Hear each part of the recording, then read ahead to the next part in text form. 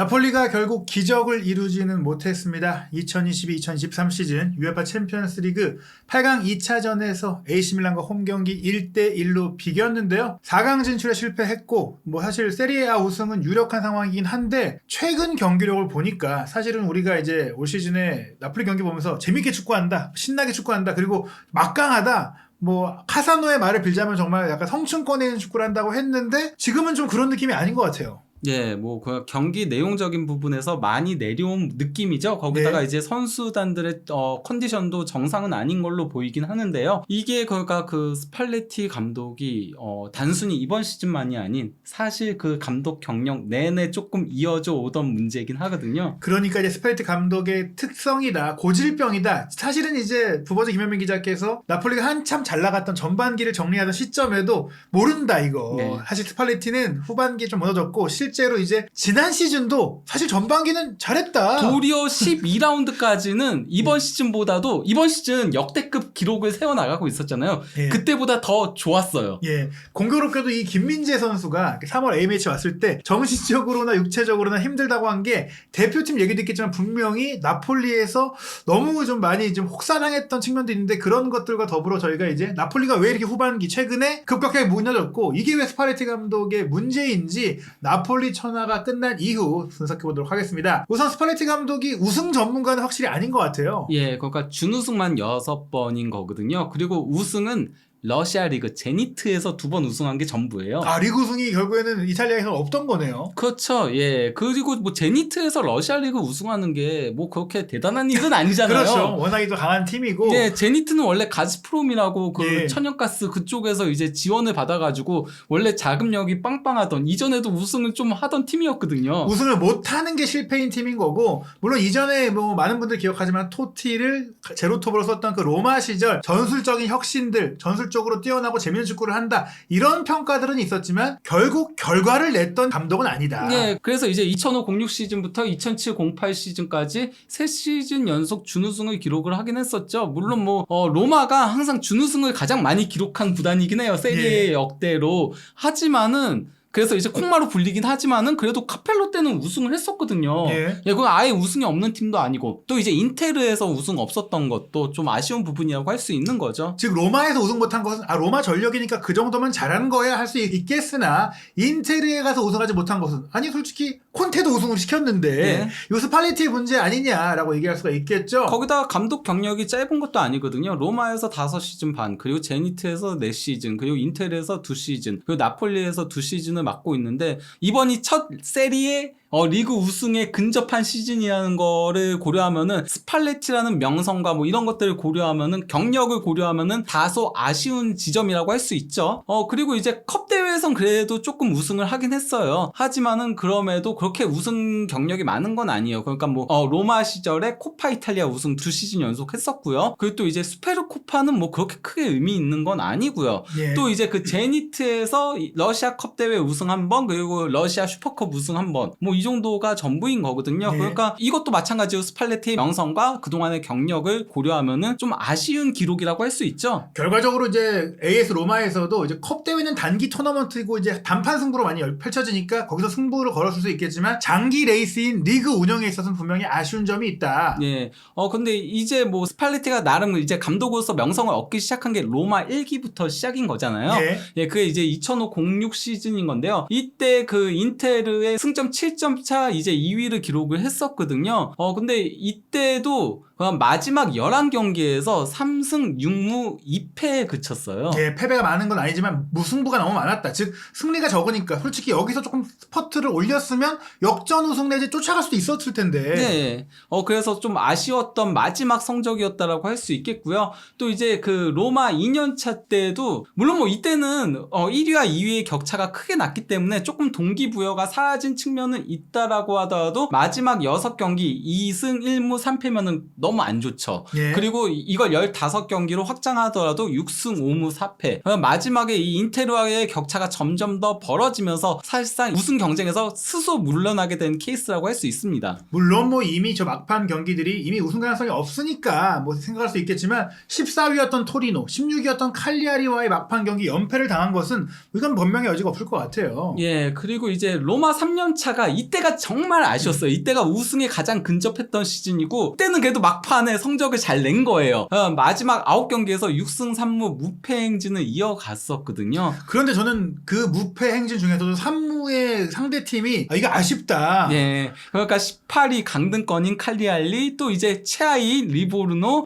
그리고 또 이제 17위인 카타니아. 이게 결정판이었잖아요. 그러니까 3점 차로 우승을 못했기 때문에 저 경기들 중에 그 한두 경기를 이겼다면 우승할 수 있었는데 하필이면 이 최하위권 팀, 강등권 팀들을 못 이겼다. 네, 2경기만 승리했으면 우승이었죠. 그러니까요. 결국엔 예. 스팔레티 감독의 운영의 실패 아니냐. 네. 그리고 이제 2008-09 시즌에는 그냥 성적 자체가 안 좋다 보니까 6위에 그쳤고, 그러면서 2009-10 시즌에 첫 2경기 패하면서 그냥 감독직을 물러나게 됐었고요. 네. 사실 뭐 우승이 눈앞에 있었는데 좀 실패한 이후 좀 본인도 좀 상심이 컸을 것 같은 네. 상황인데, 그리고 나서 이제 러시아 무대에 도전을 했어요. 예, 그 제니트 데뷔 시즌부터 이제 승점 68점을 올리면서 우승을 차지하긴 했었는데요. 이때도 근데 첫 15경기는 12승 3무 무패. 예. 미친 상승세를 이어갔었는데, 물론 뭐 마지막에 우승이 확정됐다라고 하더라도 마지막 6경기는 3승 3무로 다소 아쉬웠다. 특히 마지막 2경기를 무승부에 그쳤던 거였죠. 예. 그리고 이제 제니트 2년차 때, 이때가 그러니까 원래 그 러시아 리그가 춘추제로 갔었다가 추춘제로 바꾸면서, 그러면서 경기 수가 44경기로 늘어났었거든요. 근데 이때도 물론 뭐 우승을 차지하긴 했고, 또 이제 우승이 확정이니까 조금 동기부여가 빠져서 그렇다라고 할 수 있더라도 마지막 5경기에서 2승 2무 1패면은 좀 아쉬운 성적이라고 할 수 있는 거죠. 그렇습니다. 게다가 최종 홈 경기, 홈팬들과 마지막으로 만나는 스파르타크 모스크바전도 2대3으로 졌다라는 것은 뭐 사실 이것도 변명의 여지가 없습니다. 지려고 나간 거 아니니까. 네. 그러면은 시즌 막판에 스팔레티 감독의 팀은 성적이 떨어진다. 예, 그리고 이제 제니트 3년차에는 이때는 2위에 그쳤거든요. 승점 2점 차 2위였는데 마지막 5경기에서 2승 3무. 그냥 뭐 무패라고 하더라도 무승부가 3무나 되잖아요. 이 중에 한 경기만 이겼으면은 우승하는 거였거든요. 왜냐면 골득시에서 앞서고 있으니까요. 게다가 이 비긴 팀들도 그렇게 강팀이 아니에요. 예. 뭐 로스토프 11위였고 또 암카르, 이 팀은 뭐 어떤 팀인지 저는 처음 본 팀이거든요. 예. 그렇기 때문에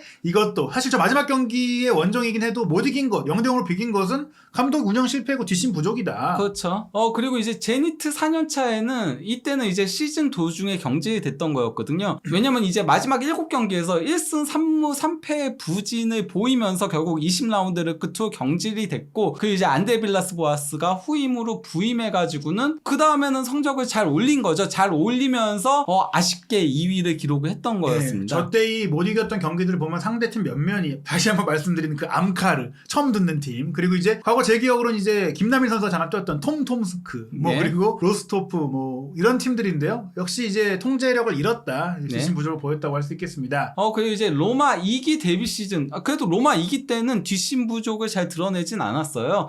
이때는 그러니까 그 19라운드까지 팀이 이제 그 5위에 위치하고 있었거든요. 이때는 세리에아가 3위를 기록해야지 챔피언스 리그를 나갈 수 있었는데, 그래도 스팔레티가 부임하면서 성적을 끌어올려가지고 챔피언스 리그 진출권을 획득을 했어요. 근데 이때는 뒷심이라기보다는 이제 본인이 중도에 왔기 때문에 예. 앞심이다, 이거. 예. 전반기. 예. 전반기를 치른 것이랑 마찬가지다. 예. 예.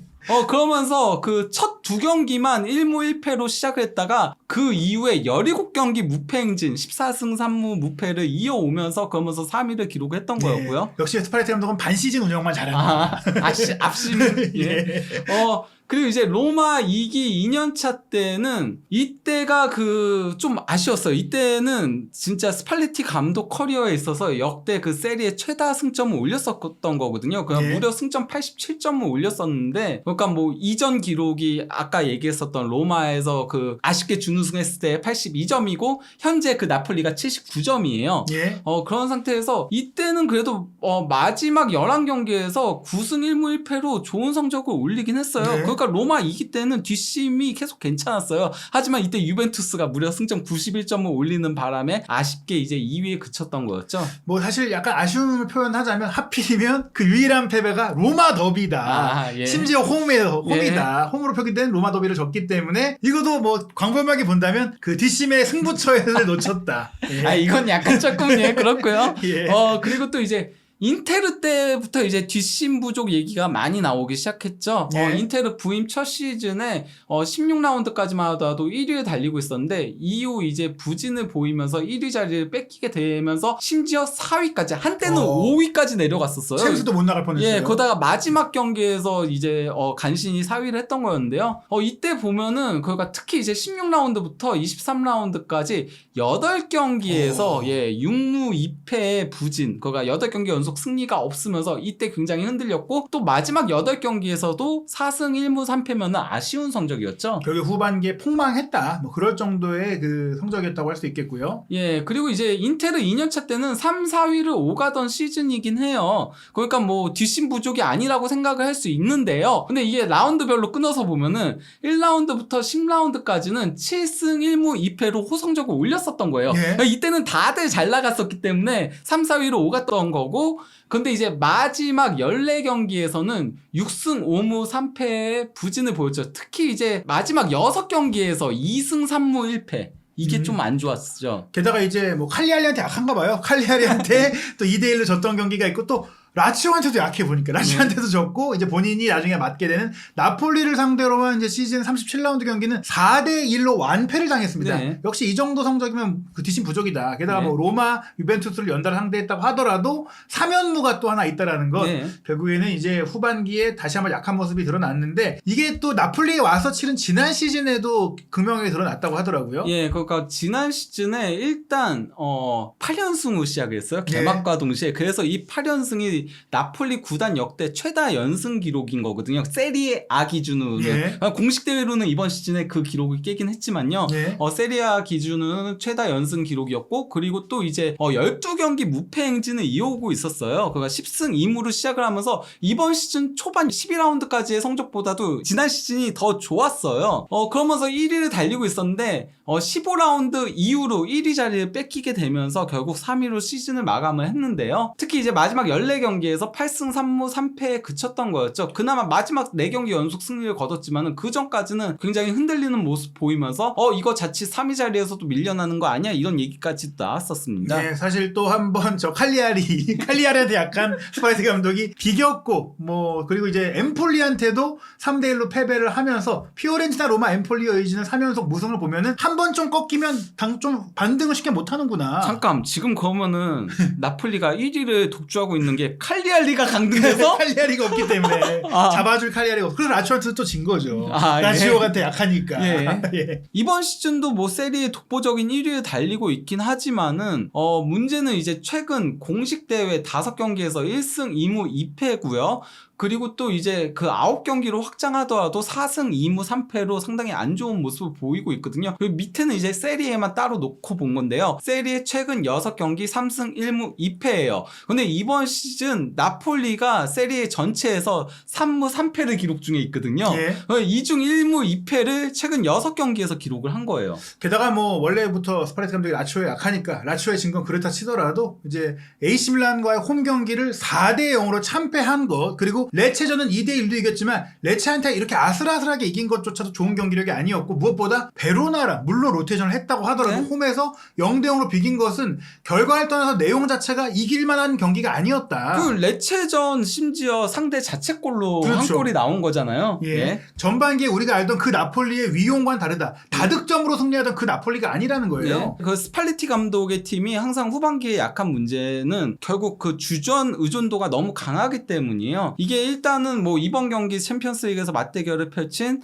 나폴리와 밀란의 선수들의 이제 그 세리에 A 출전 기록인 거거든요. 보시면 아시겠지만은 일단 밀란은 2,500분을 넘긴 선수가 한 명도 없어요. 예. 반면에 나폴리는 2,500분을 디로렌초, 메렛 그리고 김민재 선수 3명이 넘겼고요. 1,800분 이상 출전한 선수도 밀란은 5명인데 반해 나폴리는 무려 9명이 1,800분 이상을 뛰었어요. 예, 사실 로버트가 같은 경우도 조금만 더 뛰었으면 2,500골 넘길 수 있는 네. 그런 수치고 앙기사도 마찬가지고요. 그렇죠. 반면에 밀란에서 가장 많이 뛴 칼룰루가 2,208분인데 나폴리로 오면은 6위예요. 사실 디로렌초도 뭐 굳건한 주장으로 잘해왔지만 최근에 조금 흔들리는 모습도 있었고 네. 특히 김민재 선수는 눈에 띄게 사실 그 밀란과의 홈 경기 리그 당시에 정말 부진했었거든요. 네. 그냥 밀란은 지금 챔피언스리그 8강 앞뒤로는 거의 완전히 로테이션을 돌리고 있는 반면에 나폴리도 이번 경기 앞두고는 로테이션을 돌렸지만 그 전까지 그런 거 없었잖아요. 예. 예. 근데 나머지 그러면 챔피언스리그 진출팀인 유벤투스와 인테르의 상황을 보면요. 유벤투스 같은 경우도 2,500분 넘긴 선수가 단일로 딱 한 명밖에 없어요. 저 선수는 뭐 전천후 선수다 보니까. 예, 그리고 또 이제 1,800분 이상 뛴 선수는 6명인 거고요. 그리고 인테르도 2,500분 넘긴 선수가 한 명도 없어요. 즉 챔스를 병행하는 팀들은 어느 정도 출전 시간을 세리에 A에서는 나눠서 뛰면서 로테이션을 했다는 얘기인데 나폴리는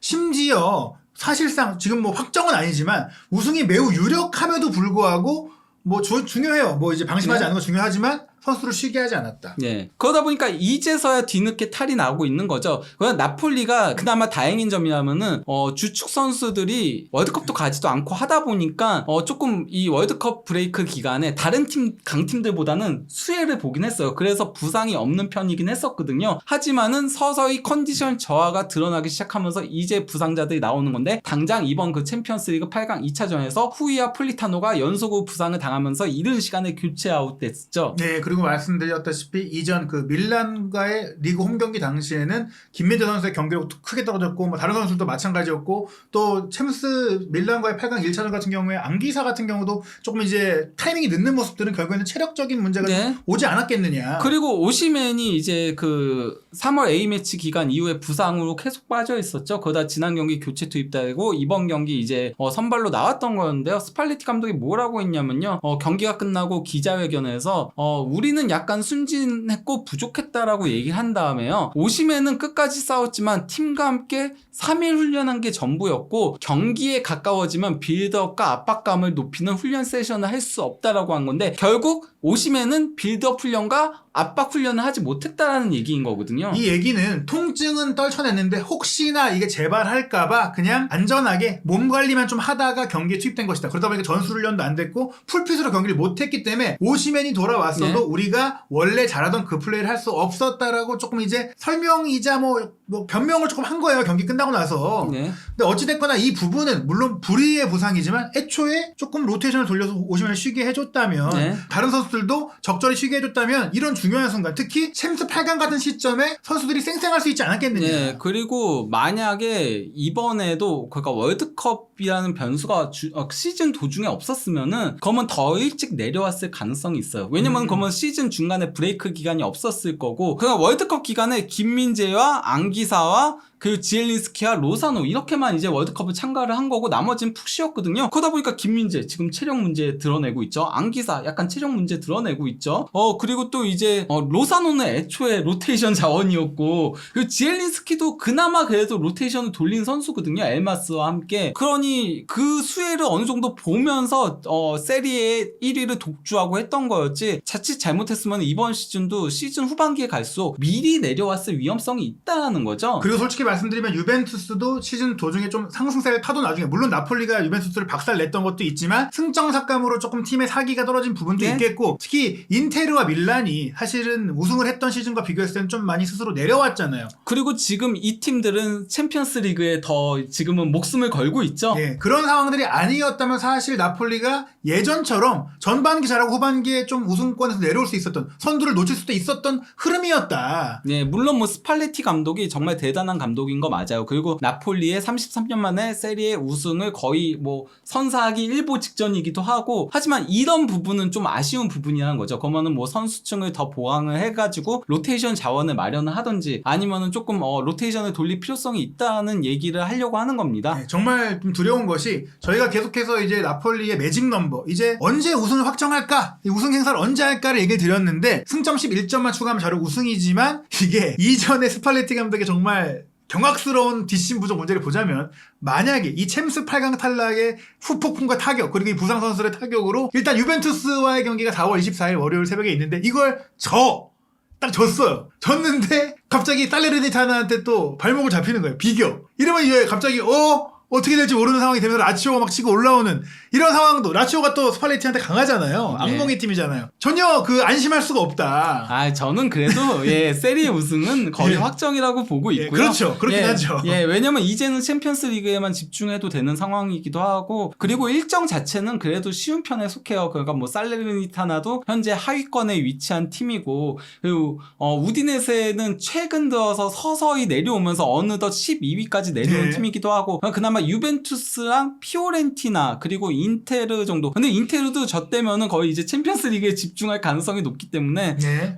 저는 뭐 그냥 세리에아 우승은 확정이라고 생각합니다. 다만 이번 시즌 세리에아 역대 최다승에도 도전을 하고 있었고, 챔피언스 리그도 내심 이 대진이면은 우승까지도 노려볼 수 있다가 그렇죠. 있었는데 최소한 결승은 간다. 8강에서 이미 탈락을 해버렸고, 그 세리에아 역대 최다 승점과 최다 우승도 이미 물 건너갔어요. 예, 사실 그 538의 전망이라든지 뭐 옵타라든지 많은 그 매체들에서도 8강 대진이 나왔을 때 나폴리의 결승 가능성을 굉장히 높게 점치기도 했었고 네. 저희들도 조금 설레발을 쳤어요. 아, 튀르키예로 김민재 선수가 금이환영할 수도 있다. 근데 그게 너무나 민망해질 정도의 최근 너무나 부진한 모습들이 이어지다 보니까 저는 네. 솔직히 이제 어떻게 보면 이런 얘기도 했잖아요. 최단 기간 우승도 가능하다. 네. 근데 이거 사실 다 물 건너 갔다 오고 그렇죠. 진짜 그것도 이제는 물건- 우승하는 게 안전하게 우승이라도 해라 약간 이런 생각인데 이 유벤투스전 그래도 중요할 것 같아요. 이 유벤투스전에 조금 그래도 반등하지 못한다면 팀 분위기가 더 처질 수 있다. 예, 뭐 그럴 위험성은 있긴 하죠. 예, 그러면은 아마도 거의 5월 중순에서 5월 말까지도, 원래는 그가 4월 이내 우승 얘기를 네. 저희가 했었잖아요. 자력으로도 살레르니타나전에 이미 우승이 확정이 되는 상황이었어요. 예전만 하더라도. 그렇죠. 근데 지금은 5월 중순에서 말까지도 밀려날 위험성은 있긴 하죠. 네, 그렇기 때문에 이제 유벤투스전의 좀 분위기가 중요할 것 같은데 일단 김민재 선수가 뭐 스팔레티 감독이 쓸 수 없는 경고 누적으로 밀란과의 챔스 2차전을 이제 쉬면서 또 관중석에서 좀 근심 어린 표정으로 경기를 보는 게 이제